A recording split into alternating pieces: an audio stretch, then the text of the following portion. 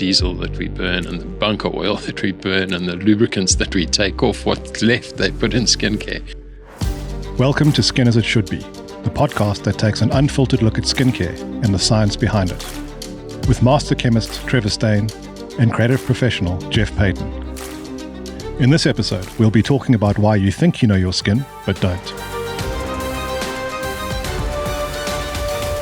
Just introduce yourself, tell us a little bit about how you got there and to where you are. Yeah, so I grew up in Warner Beach, wrong side of town, you know that.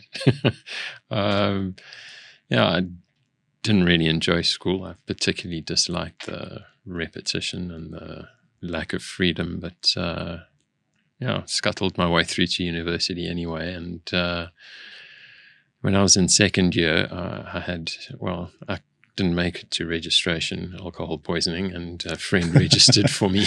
And you registered me for chemistry and physics and genetics. So I thought I would just change those, but never quite got round to it because went to my second year chemistry lecture, and there was a guy there, Professor Siegfried Drevers, who drew 3 structures on the board. And he introduced each of them. This one's strychnine, and this one's nitroglycerine, and that one's lysergic acid diethylamide. And he said that he was there to teach us about drugs, bombs, and poisons. And I guess at that point knew I'd found my one calling in life, and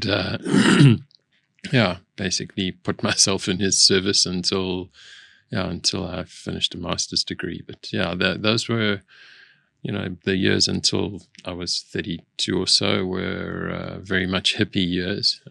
We lived in the middle of nowhere, had a lot of kids, my wife and I, and only started the company around 2002. So, So you fell into chemistry, yes, found a love for it.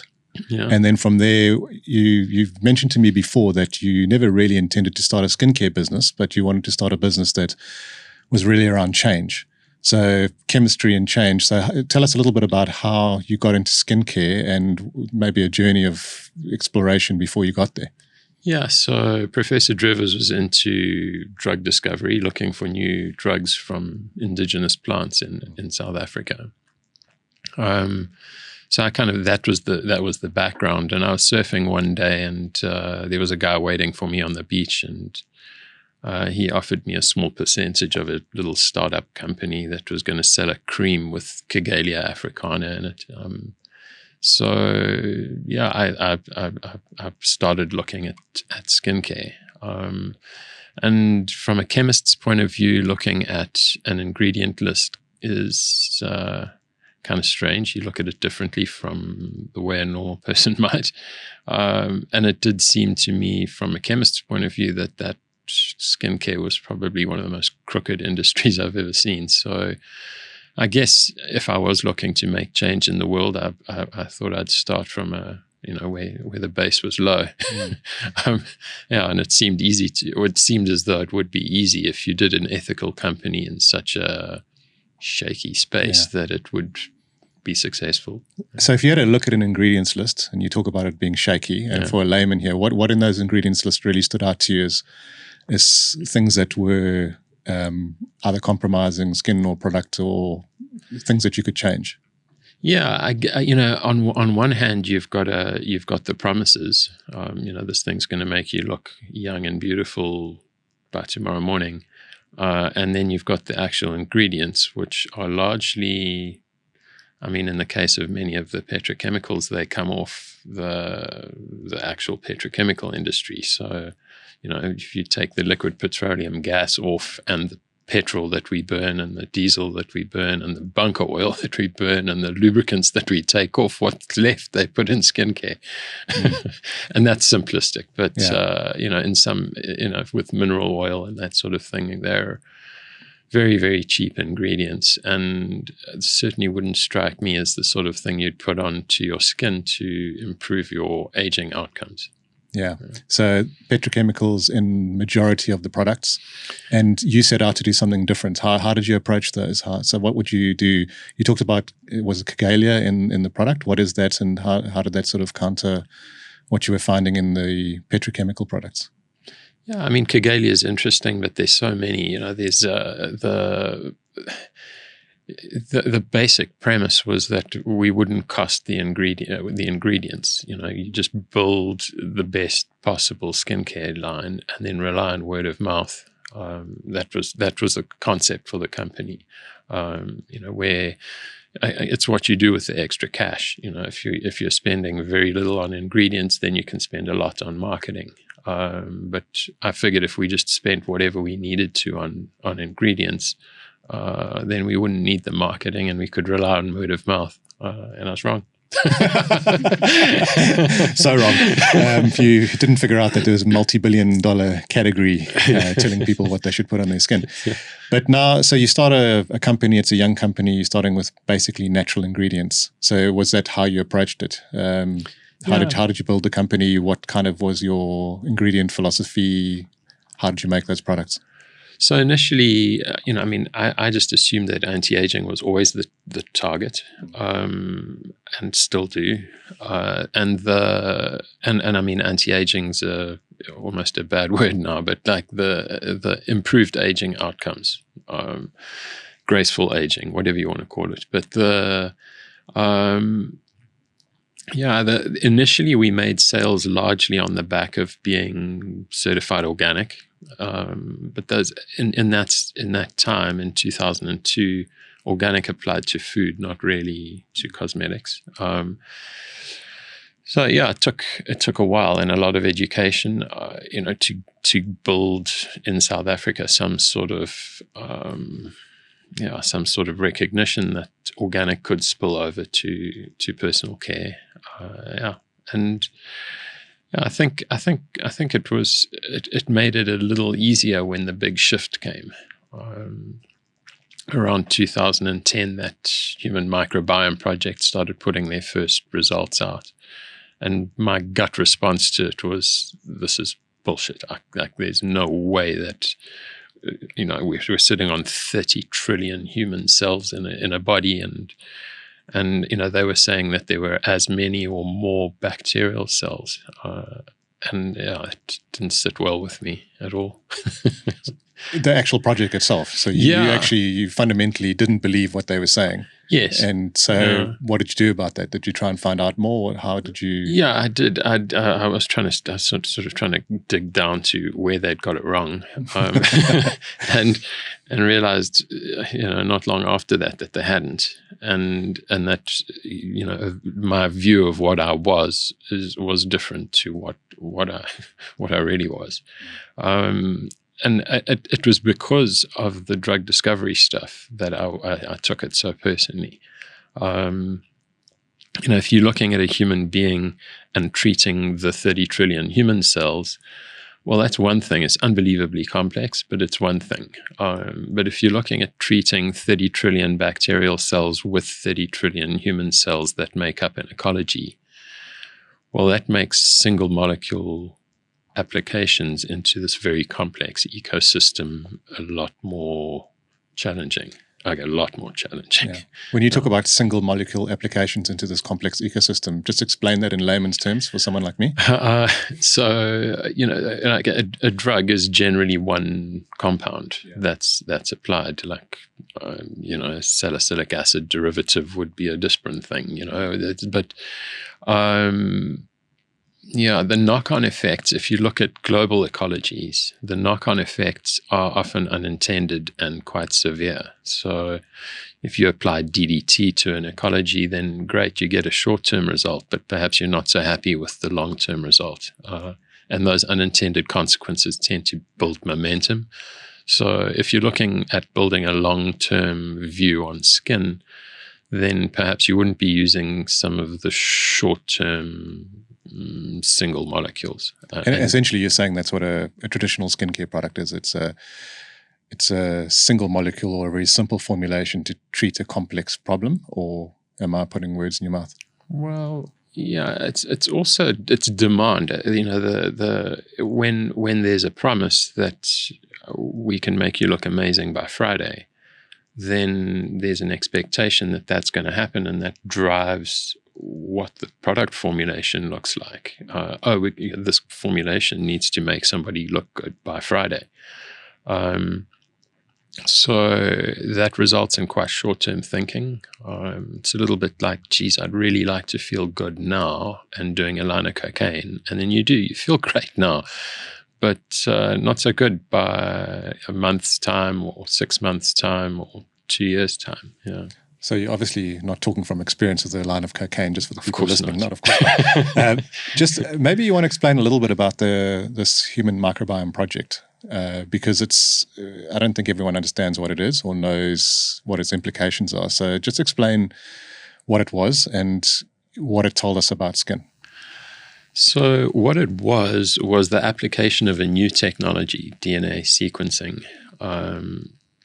to figure out what really was in and on us. You might think, we've been looking at microbes through a microscope since the late 1600s. Like, surely we knew. But you can't really see. It's kind of weird.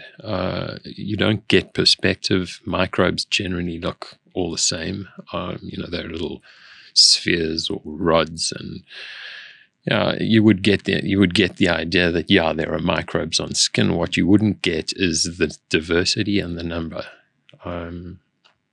So it's kind of, I took that DNA sequencing technology to really get a roll call. And once we got a roll call, we started figuring out a few things, that these were clearly co-evolved microbes. So the microbes that grow on human skin, you don't find anywhere else in the world. So if we go extinct, they go with us. And that these very long-term co-evolved relationships are important for overall health. So that's what the human microbiome set out to do. Is started with gut, because it's a hell of a lot easier to sample, and then moved into skin and everywhere else. You have a microbiome in your lungs. You have a microbiome in your eyes, ears, everywhere. Yeah. So you've got almost a ethical skincare company, and you find this piece of research, you delve into it. Your ethics and your values, for me as an outsider, have always been pretty consistent. But now your products change. So your products aren't the same as they started, right? So this has really big implications for your product range. So how did you approach that, and what did you do, and how did you start thinking about products based on this research? Yeah, so my first response was, like, damn it, because I've got to reformulate. Yeah. But to be honest, coming from a certified organic space, some of the considerations were already dealt with. So, in a very complex ecosystem, one of the first things you've got to deal with is not polluting that ecosystem. We've done it on a global scale, and we're doing it on our skins and guts, actually.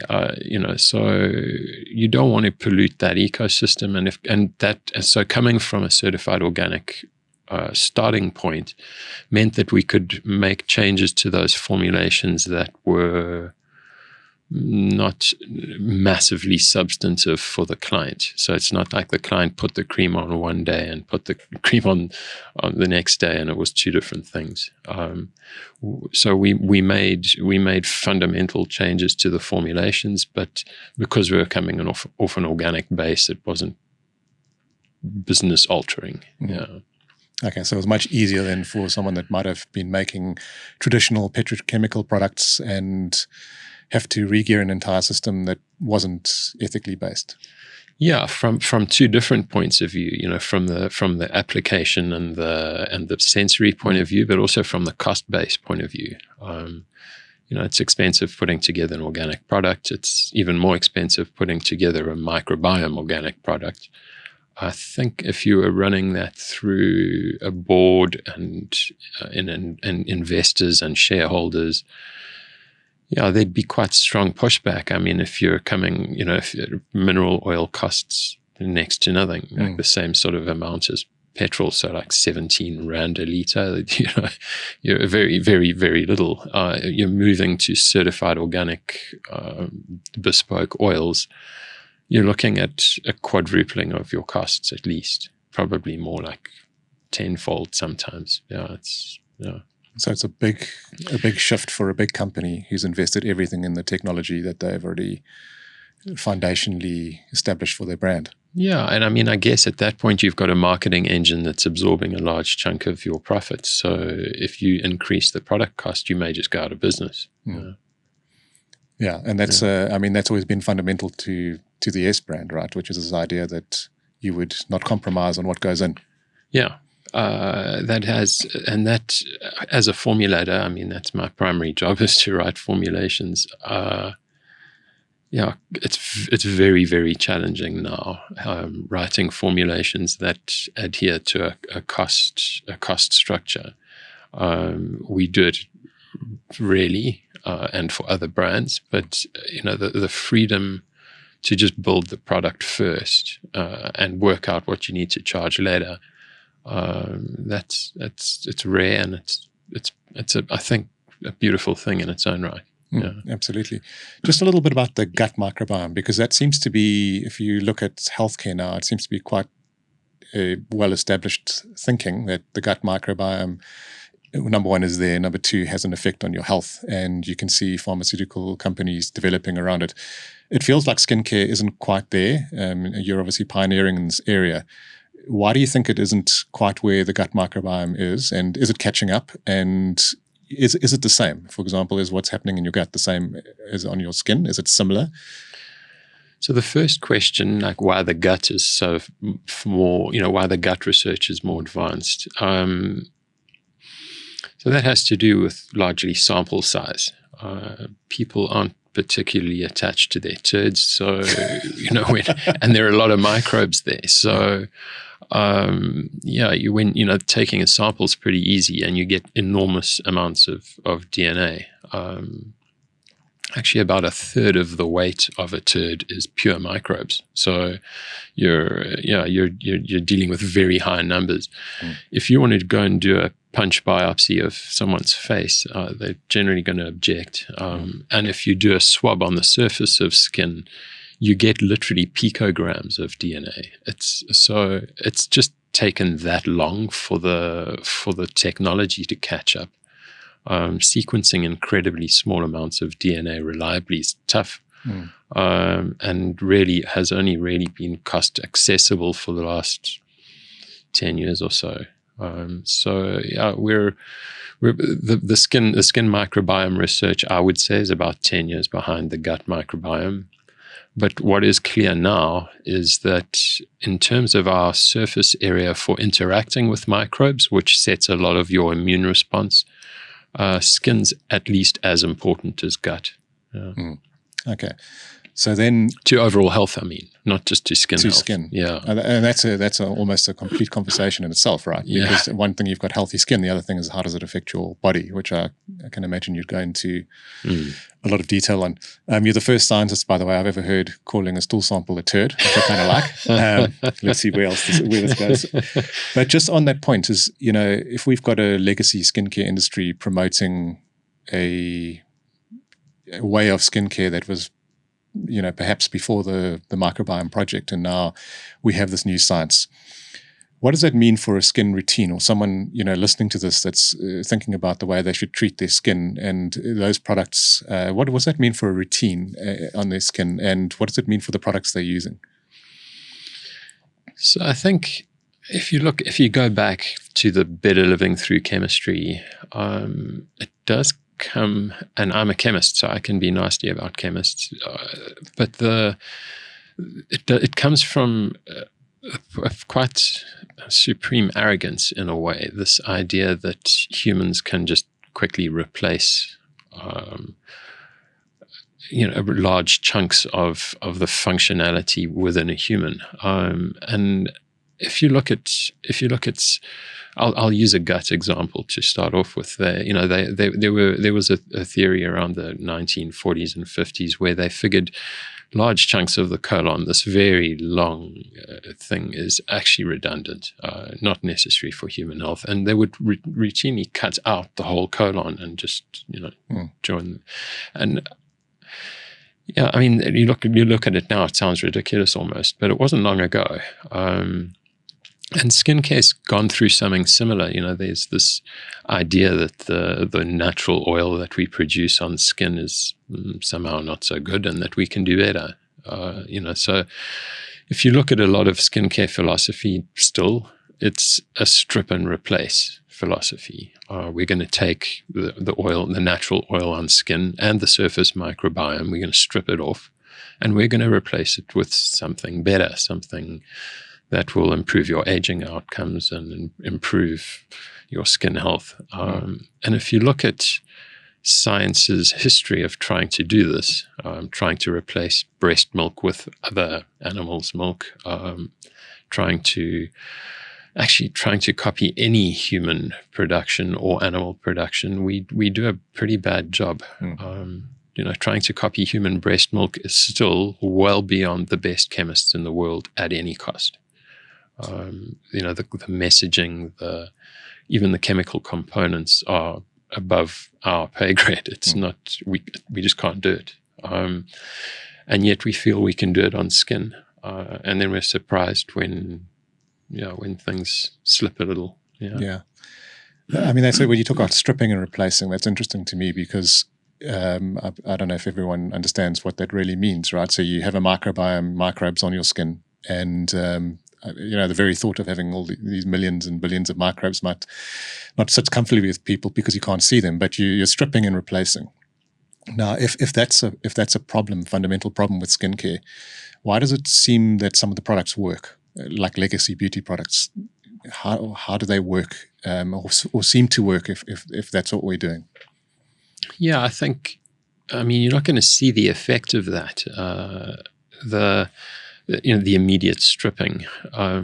What you will see is a reduction in the overall microbial diversity. If you compare the average Westerner with a hunter-gatherer or somebody living a traditional lifestyle, the diversity on the traditional people is enormous on skin.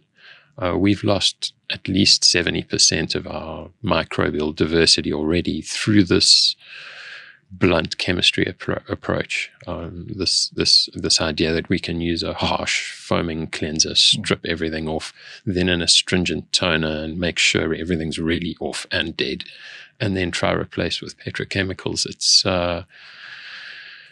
not going to hurt you tomorrow morning. Skin's resilient. But in the long term, it's going to catch up to you. And I suppose the analogy I'd draw is a little bit looking at an enormous expanse of corn. It looks green, it looks healthy, or sugarcane. It's this healthy, green-looking, nice outdoor space. But how stable is that ecosystem really? Take away the farmer, take away the synthetic chemicals, and things fall apart pretty quickly. And things fall apart. What they're really doing is trying to get back to some sort of healthy, diverse state.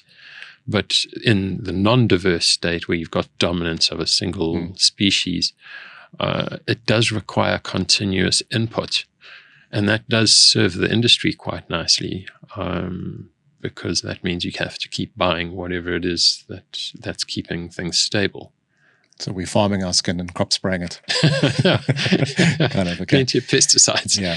But eventually you hit the cliff, right? So if you are using these products on your skin, there is an outcome that's negative at some stage. It might be different for everyone because skin is complex, but you are going to have an issue at some stage. And what kind of issues would you have? Yeah, if you look at our skin versus hunter-gatherer skin and maybe look through time, acne doesn't exist at all in hunter-gatherer communities and occurs at very, very low rates in traditional living societies, like agrarian societies. And yet, like 80+% of teens get acne in our society. So I would argue that at that age, it's already hit the cliff. it's hunter-gatherers view acne as nothing short of disgusting. They can't imagine that somebody would have pustules on their face at that time, so young. And really, you'd see that in sort of zoo animals as opposed to wild animals. Like you look at the average wild animal, it's in pretty impeccable health, and yet you go and take that same animal, feed it a compromised diet, keep it caged. Things fall apart. Rashes first. So you would see it in sensitive skin as well. Your immune system's expecting to see this enormous flow of transient microbes, but it's not seeing that anymore. We live indoors. I guess the overall skin health issues we're seeing in increased atopic dermatitis rates. You're seeing it in very high acne rates. You're seeing it in the very high rates of sensitive skin as well. So that's all a result of us treating our skin badly in the long term. So if someone is listening to this and they're going, okay, well, I'm using these products, I'm experiencing these issues, what does a simple routine look like? How could they change things to help restore that ecology you're talking about? Yeah, I think one of the issues is if you're using color cosmetics, makeup, you need to get those off, or sunscreen.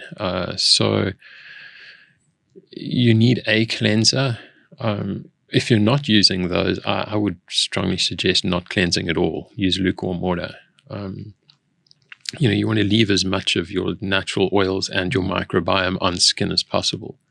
So in some cases, the answer is just do nothing. But be sensible about how you do that. And I think the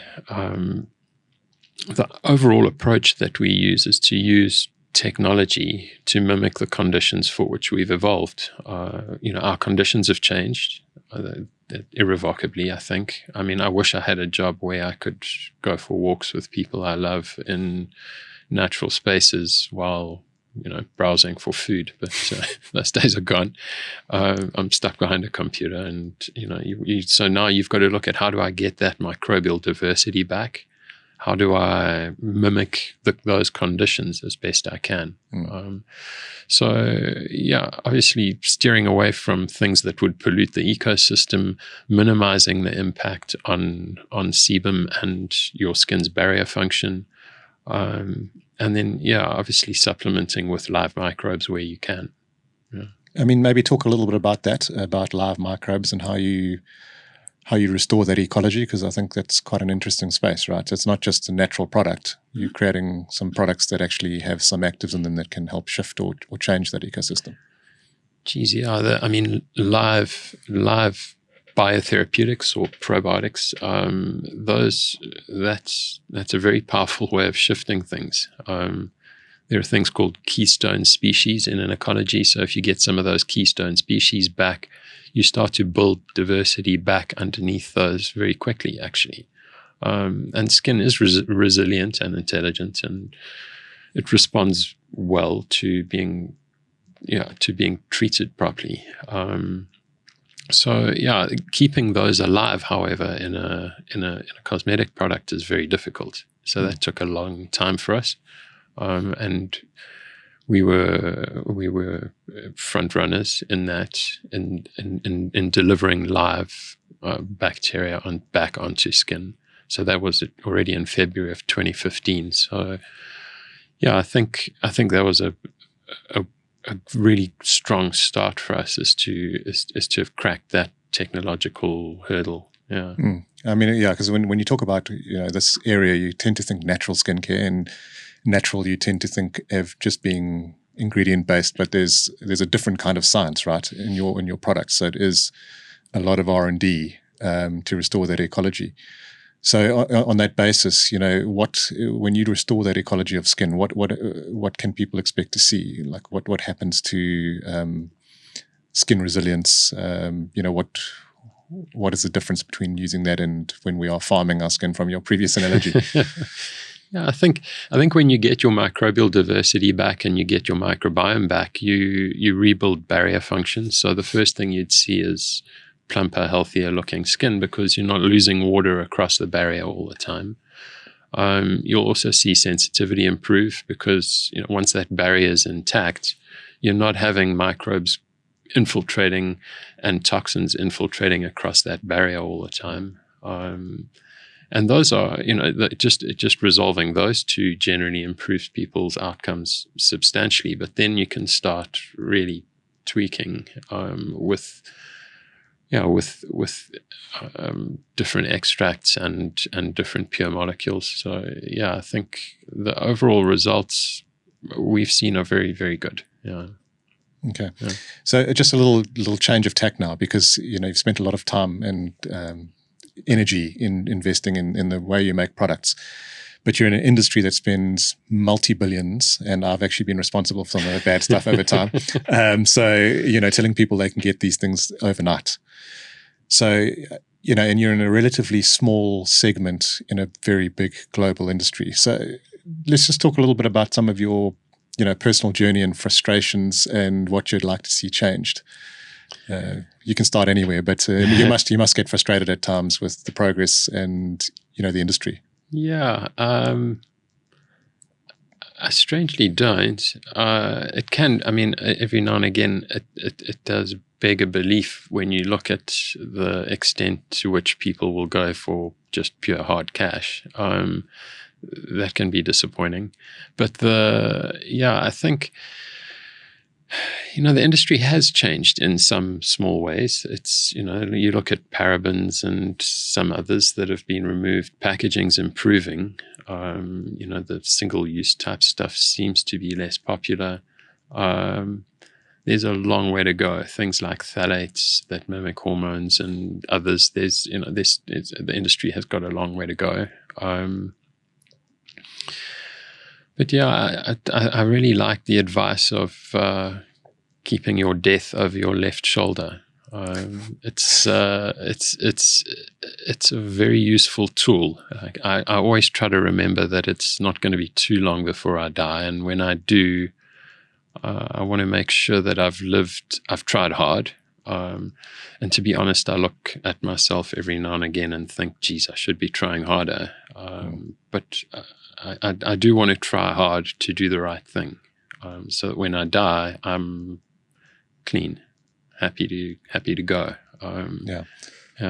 And I mean, does that kind of keep you going?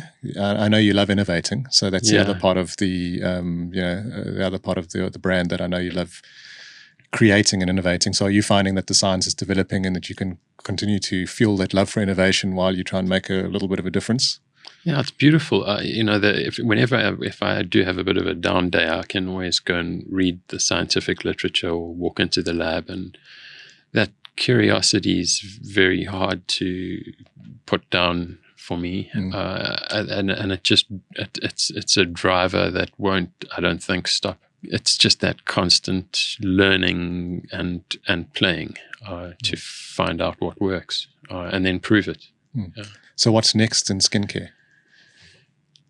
I think there's going to be a lot on the biotherapeutic side. I think there's going to be a lot with, you've got these topical applications now that are going through clinical trials where you put a cream on and it improves your rheumatoid arthritis, or there are mood-enhancing, depression-related products.